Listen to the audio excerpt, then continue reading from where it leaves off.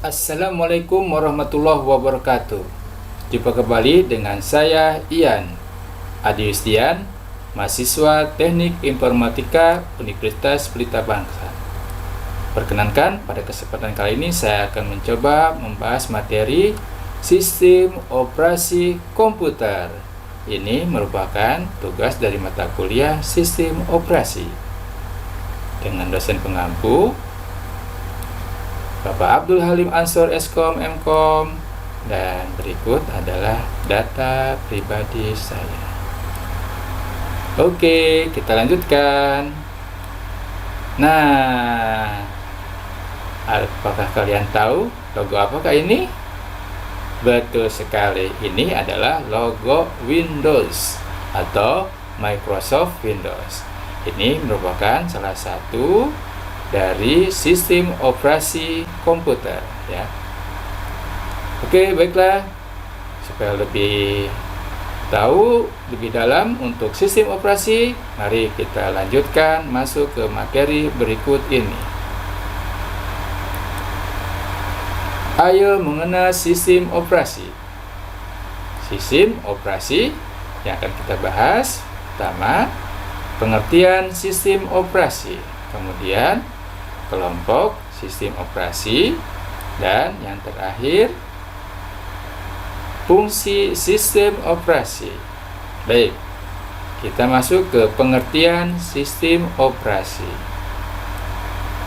Menurut Abbas Ali Pangeran dan Doni Arius dalam buku Sistem Operasi 2010, sistem operasi adalah sistem yang terdiri atas berbagai komponen kerja dan metode kerja yang digunakan untuk memerintah serta menjalankan perangkat yang dimilikinya agar sesuai dengan yang diinginkan. Lihat yang ditebalkan untuk memerintah serta menjalankan perangkat yang dimilikinya. Kemudian dari sistem operasi. Sudah mengerti? Oke, tidak masalah. Kalau belum begitu paham, kita lanjut lihat pengertian yang berikutnya. Menurut Abraham Silberstadt Galvin Gengs 2003, pengertian sistem operasi adalah sebuah program yang bekerja sebagai perantara antara klien atau pengguna atau manusia dengan hardware komputer. Perantara, ya, penghubung ya antara klien atau pengguna dengan hardware komputer. Seperti itu. Oke, sudah mengerti sekarang ya. Baik, sekarang kita lanjut ke pengelompokan sistem operasi. Ada namanya sistem Microsoft Windows, sistem Unix atau Linux, dan ketiga sistem macOS. Ini tiga besar kelompok ya untuk sistem operasi. Baik, kita lihat sistem Microsoft Windows. Lihat ya, Windows dari versi 1X sampai dengan sekarang terakhir Windows 10 ya. Sudah banyak sekali ya. Oke, ini sangat familiar. Kita lanjutkan. Yang kedua, sistem. Kita lihat dulu logonya ya. Ini perkembangan logo Windows ya. Oke, kita lanjutkan ke yang kedua, sistem Unix atau Linux. Linux adalah sebuah sistem operasi berbasis Unix yang merupakan hasil pengembangan freeware dan open source. Ya, berbeda dengan Windows, Linux kebanyakan berupa software open source atau gratis dan memungkinkan penggunanya untuk melakukan modifikasi sumber kode. Lihat, Linux gratis dan bisa dimodifikasi. Dan ini adalah penampakan dari Linux. Oke, kita lanjut ke yang ketiga, pengelompokan dari sistem operasi. Ada macOS ya. Ini adalah sistem operasi untuk komputer keluaran Apple yang biasa disebut Mac atau Macintosh. Nah, sekarang terbaru versi 11 Big Sur ya, dirilis 12 November 2020. Nah, ini penampakannya ya. Oke, sudah mengerti ya ketiga kelompok utama dari sistem operasi. Baik, sekarang kita lanjutkan ke fungsinya. Ya, apa itu fungsi dari sistem operasi? Ternyata ada 4 di sini ya. Ada memory management, device management, file management, dan processor management. Apa itu memory management? Yuk kita lihat ya.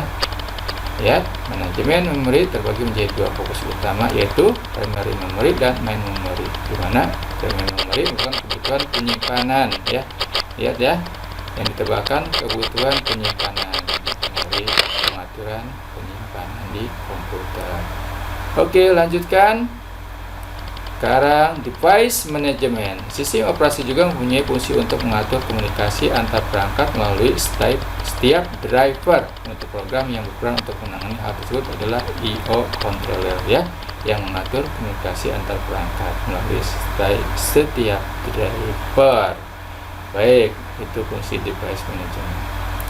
Oke, sebagai yang ketiga, file management. Fungsi yang ketiga, S3 dapat digunakan untuk melakukan konfigurasi pada dokumen, mulai dari tahap awal hingga akhir, yang mengatur kebutuhan detail setiap informasi, ya. Lihat yang ditebalkan untuk melakukan konfigurasi pada dokumen data dari untuk file management. Berikutnya adalah yang terakhir, prosesor manajemen, ya. Jadi fungsi dari sistem operasi yang terakhir adalah mendukung proses multiprogramming untuk menentukan fase mana yang menggunakan prosesor, ya. Ini fungsi dari sistem operasi, ya. Jadi untuk mencari mana yang menentukan fase mana yang menggunakan prosesor, ya. Jadi dalam jangka waktu tertentu, ya. Dari segi prioritas dan lain-lain. Baik, itu adalah fungsi dari sistem operasi, ya. Oke, ternyata sudah selesai pembahasan kita, ya, untuk sistem operasi, ya, dari mulai pengertian, ya, kemudian tadi fungsi, ya, jadi dan pengompokan, ya. Dengan harapan atas pembahasan ini kita akan lebih mengerti tentang sistem operasi. Baik, terima kasih atas perhatiannya. Semoga bermanfaat. Billahi taufiq wal hidayah. Wassalamualaikum warahmatullahi wabarakatuh.